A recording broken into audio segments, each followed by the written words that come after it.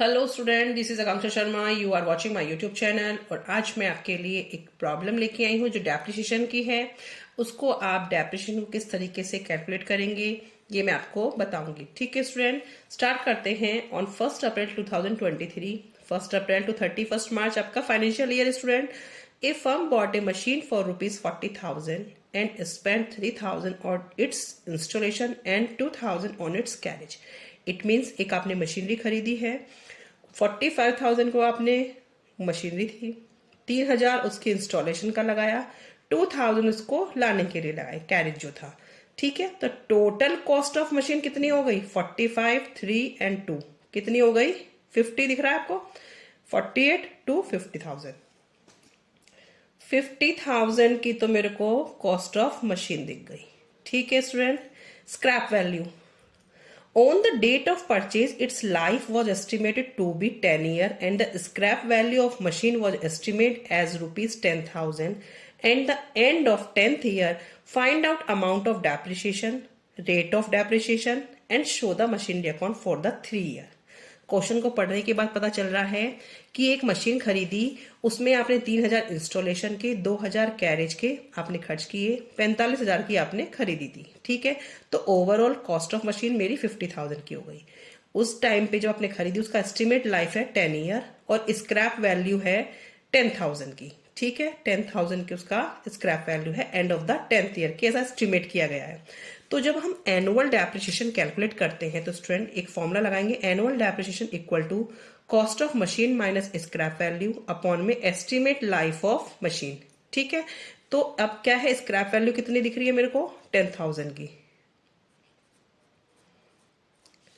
Upon में estimated life of 10, तो ये कितना हो जाएगा? 40,000 अपॉन में 10, 4,000। ये मेरा क्या आ गया है?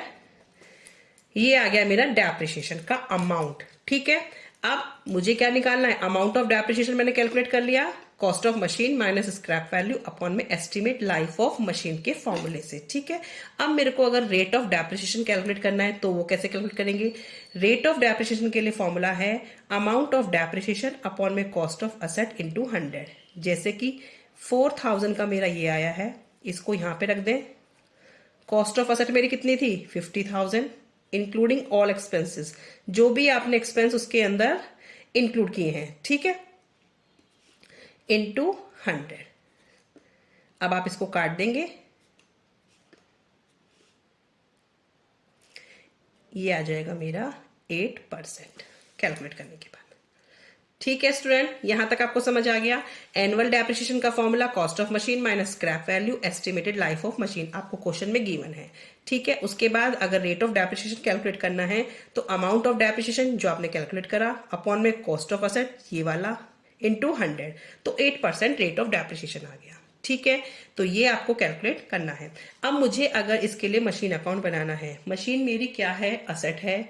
और असेट अकाउंट, जो भी आप असेट अकाउंट या कोई भी आप अकाउंट प्रिपेयर करते हैं, date particular LF rupees, date particular LF rupees. ठीक है, ये एक असेट अकाउंट है और असेट का हमेशा ओपनिंग बैलेंस इस साइड आता है और जो क्लोजिंग होता है वो इस साइड आता है, क्रेडिट साइड में। ये दोनों आपको साइड पता ही है, डेबिट एंड क्रेडिट। ठीक है स्टूडेंट, अब 23 में एक मशीन खरीद। ठीक है student, rate of depreciation, amount of depreciation, cost of asset into 100। इससे मैंने क्या निकाल दिया? Rate of depreciation. अभी क्वेश्चन में बोला है कि rate of depreciation and show the machinery account for 3 year. तो मशीनरी अकाउंट आपको 3 ईयर का प्रिपेयर करना है। मशीनरी हमारी क्या है? असेट है। और असेट अकाउंट आपका इसी तरीके से, कोई भी अकाउंट है आपका इसी तरीके से प्रिपेयर होगा, date particular LF ledger folio rupees, date particular LF rupees, debited credit. ठीक है, बस याद रखना है कि असेट का ओपनिंग बैलेंस इस साइड, क्लोजिंग बैलेंस इस साइड आएगा। ठीक है स्टूडेंट, अब स्टार्ट करते हैं। हमने असेट कब परचेज करी है? 1 अप्रैल को, 1 अप्रैल 2023। डेट वाइज आपको ही बनाना है, डेप्रिसिएशन में डेट बहुत ज्यादा इंपॉर्टेंट है। तो क्या कर देंगे हम? टू बैंक में मैं 50,000 डायरेक्ट डाल रही हूं, क्योंकि मैंने जब अपनी मशीनरी खरीदी है तो वो ओवरऑल कितने की कॉस्ट ऑफ मशीन कितनी थी मेरी? 50,000। आप इसको टू बैंक करके अलग अलग भी दिखा सकते हैं कि 45,000 का मेरा क्या था, उसका परचेज प्राइस था, 3000 स्पेंड किए इंस्टॉलेशन, 2000 कैरेज का किया, तो आप अलग अलग भी मेंशन कर सकते हैं और डायरेक्ट 50,000 भी दिखा सकते हैं। ठीक है, अब ये तो मेरी मशीनरी की वैल्यू हो गई, क्योंकि मशीनरी जब खरीदते हैं तो डेबिट और सेल होती है तो क्रेडिट, क्योंकि वैल्यू कम हो गई उसकी। अब डेप्रिसिएशन कब लगता है? And of the year. और डेप्रिसिएशन क्या है? Fall in value of asset.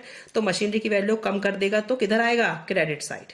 ठीक है, तो कब लगता है ये? एंड ऑफ द ईयर, 31 मार्च 2003 में आपने परचेज करी, पूरे साल यूज करने के बाद, एक साल, पूरा साल कवर कहाँ हो रहा है? 31 मार्च 2024। एंड ऑफ द ईयर आपका डेप्रिसिएशन लगता है, तो बाय डेप्रिसिएशन अकाउंट। ठीक है, अब डेप्रिसिएशन में क्या अमाउंट आएगा? सीधा 4000 लगा दो या 50,000 का 8% लगा दो, बात वही है। ठीक है, तो 4000 अब इसी डेट का बाय बैलेंस कैरिड डाउन, क्योंकि आपको 3 साल का क्या प्रिपेयर करना है? Machine account. तो 50 में से 4 गए, 46,000। आपको इस तरीके से इसका क्लोज करना है। ठीक है स्टूडेंट, 50,000। अब आप next year 1 April 2024 to balance brought down 46,000। Same आपको डेप्रिसिएशन लगाना है। हम कौन से मेथड से चल रहे हैं? ये स्ट्रेट लाइन मेथड है। सेम ईयर आपको ऐसे ही तीनों साल सेम डेप्रिसिएशन लगाना है। अब आपने पूरे साल फिर यूज की, तो bye depreciation account 4000। Straight line में क्या होता है? जो आपने डेप्रिसिएशन लगाया वही आप हर साल लगाएंगे। इसका एंड में क्या आ जाएगा? By balance carried down. ठीक है, कोई सेल परचेज नहीं होती है तो simple depreciation balance carried down, balance brought down, next year का बैलेंस कैरिड डाउन। ठीक है, 46 में से 4 गए, 42,000। अब आप इसको क्लोज कर देंगे इसी तरीके से।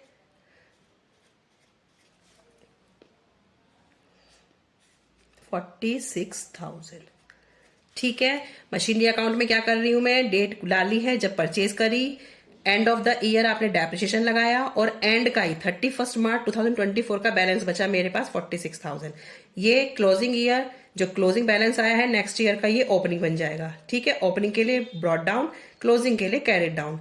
फिर ऐसे ही आपने डेप्रिसिएशन लगाया, फिर क्लोज कैरिड डाउन हो गया। अब नेक्स्ट ईयर फिर, क्योंकि आपको 3 साल का बोला तो 1 साल और बनाना पड़ेगा, 2025 1 अप्रैल टू बैलेंस ब्रॉट डाउन। कोई सेल परचेज नहीं हुई है, सिंपल बस मैं आपको बनाना सिखा रही हूँ। इसमें इस क्वेश्चन से आपको पता चल जाएगा कि आप अमाउंट कैसे कैलकुलेट करेंगे और रेट ऑफ डेप्रिसिएशन कैसे निकालेंगे। 31 मार्च 2026, तो ये मशीनरी आपकी 26 में क्या क्या वैल्यूज की रहेगी? बाय डेप्रिसिएशन, फिर वही 4000, 42 में से 4 गए,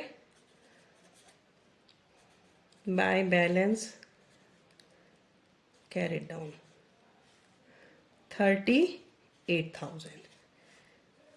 ये भी आपकी सेम डेट की। ठीक है, अब आप इसको क्लोज कर देंगे फिर ऐसे ही। कितना हो जाएगा ये? 42,000 एंड 42,000। ठीक है, 26 में क्लोजिंग ईयर में इसकी क्या है? जो बैलेंस रहेगा वो कितना रहेगा? 38,000। तो 1 अप्रैल 2026 में इसका जो ओपनिंग बैलेंस होगा वो कितना हो जाएगा? To balance brought down 38,000। इसको बस डाल के छोड़ देंगे क्योंकि हमें तो 3 साल तक का बनाना था। फर्स्ट ईयर में मैंने बस to bank 50,000 cost of asset लिखा। एंड ऑफ द ईयर हम डेप्रिसिएशन लगाते हैं, बाय डेप्रिसिएशन मैंने यहाँ से सीधा लगा दिया, या 50,000 पे 8% लगा देना, 4,000 ही आएगा। 50 में से 4,000 माइनस किए, क्या आ गया? 46,000। फिर इन दोनों को प्लस करके आप इक्वल बैलेंस करके छोड़ देंगे। जो कैरिड डाउन है नेक्स्ट ईयर का ब्रॉट डाउन बन जाता है, 46 आ गया। ठीक है, अभी 46 फिर डेप्रिसिएशन लगाएंगे, क्योंकि डेप्रिसिएशन स्ट्रेट लाइन मेथड से है, SLM मेथड से है, बार बार आपका वही डेप्रिसिएशन लगेगा। किस पे लग रहा है? कॉस्ट ऑफ असेट पे। ठीक है, बाय डेप्रिसिएशन 4,000, 46 में से 4 गए, 42, फिर नेक्स्ट ईयर का ब्रॉट डाउन, फिर इसमें से डेप्रिसिएशन लगा दिया, फिर ये 42 में से 4 गए, 38,000 कैरिड डाउन, नेक्स्ट ईयर में ओपनिंग में डाल के छोड़ दिया इसको ब्रॉट डाउन। ठीक है, क्योंकि उसने कहा था 3 साल का account. Okay student, I hope कि आपको समझ आया हो।